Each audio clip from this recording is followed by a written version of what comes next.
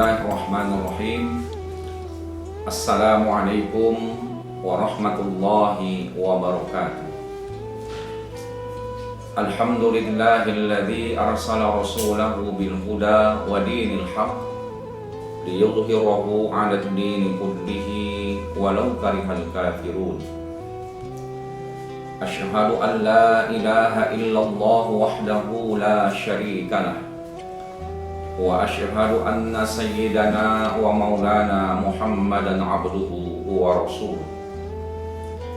Allahumma salli wa sallim wa barik ala hadzal nabiyil karim sayyidina wa maulana Muhammadin wa ala alihi wa ashabihi ajma'in, amma ba'd. Hadirin wal hadirat, kaum muslimin dan muslimat yang berbahagia, puji syukur senantiasa kita panjatkan kehadirat Allah Subhanahu wa Ta'ala atas segala nikmat yang telah Allah berikan kepada kita. Nikmat yang tiada terhingga, yang kita tidak akan mampu untuk menghitung nikmat-nikmat tersebut.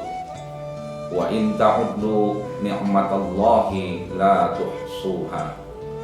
Dan jika kamu mencoba untuk menghitung-hitung nikmat Allah, niscaya kamu tidak akan dapat untuk menghitungnya. Mudah-mudahan kita yang berhadir pada saat ini termasuk ke dalam golongan hamba-hamba Allah yang selalu bersyukur kepadanya. Kemudian selawat beserta salam kita sampaikan kehadiran junjungan kita Rasulullah Muhammad sallallahu alaihi wasallam yang telah membawa risalah Islamiyah ke permukaan bumi Allah ini. Mudah-mudahan kita semuanya termasuk ke dalam golongan umatnya yang akan mendapatkan syafaat kelak di hari kemudian nanti. Suatu hari yang digambarkan Allah di dalam Al-Quran, yauma la yunfa'u malu wala banun illa man atallaha biqalbin salim. Hari yang tidak ada lagi manfaatnya mal, harta benda, pangkat, jabatan, kedudukan, wala banun serta anak keturunan, illa man atallaha biqalbin salim, kecuali orang yang datang menemui Allah dengan hati yang bersih. Saudara-saudara, kaum muslimin dan muslimat yang berbahagia,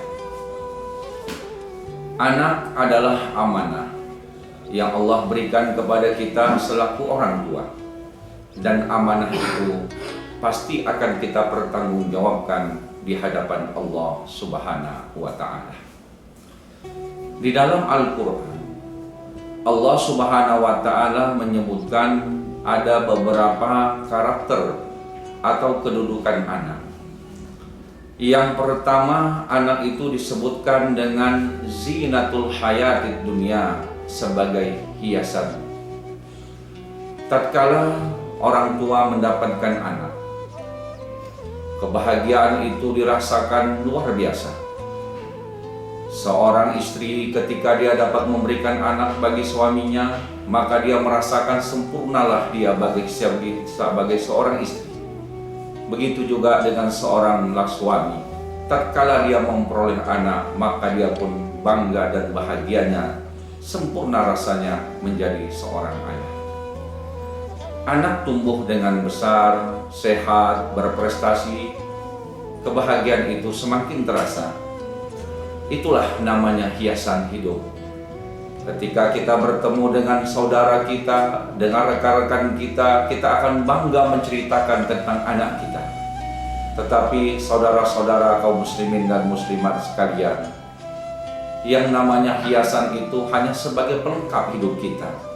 Tetapi anak itu bukan hanya sekedar menjadi hiasan saja, tetapi bagaimana anak itu dapat bermakna dalam kehidupan kita. Yang kedua, anak itu sebagai fitnah atau ujian. Ketika anak sudah mulai beranjak berbesar, segala permasalahan pun akan dihadapinya. Kalau anak itu tumbuh dengan sehat, dia menjadi anak yang soleh, mungkin kebahagiaan akan kita rasakan. Namun ketika anak menjadi ujian dalam cobaan hidup kita, maka kita akan merasakan bagaimana betapa Allah Subhanahu wa Ta'ala memberikan ujian itu kepada kita. Pergaulan bebas yang luar biasa, narkoba terjadi di mana-mana. Banyak orang tua yang merasakan kesusahan dalam hidupnya. Kenapa? Karena inilah yang Allah Subhanahu wa Ta'ala sudah nyatakan di dalam Al-Quran tadi, anak sebagai ujian. Kemudian yang ketiga, anak itu dapat menjadi aduwwal lakum, menjadi musuh bagi kamu. Timbul pertanyaan, apakah anak ada yang menjadi musuh bagi orang tuanya? Maka kita lihat dalam keadaan saat sekarang ini, ada anak yang tega untuk memukul orang tuanya, bahkan ada anak yang membunuh orang tuanya. Dan inilah yang disebutkan anak dapat menjadi musuh bagi orang tuanya. Saudara-saudara sekalian, yang terakhir adalah anak sebagai qurrata a'yun, cahaya mata, penyejuk hati.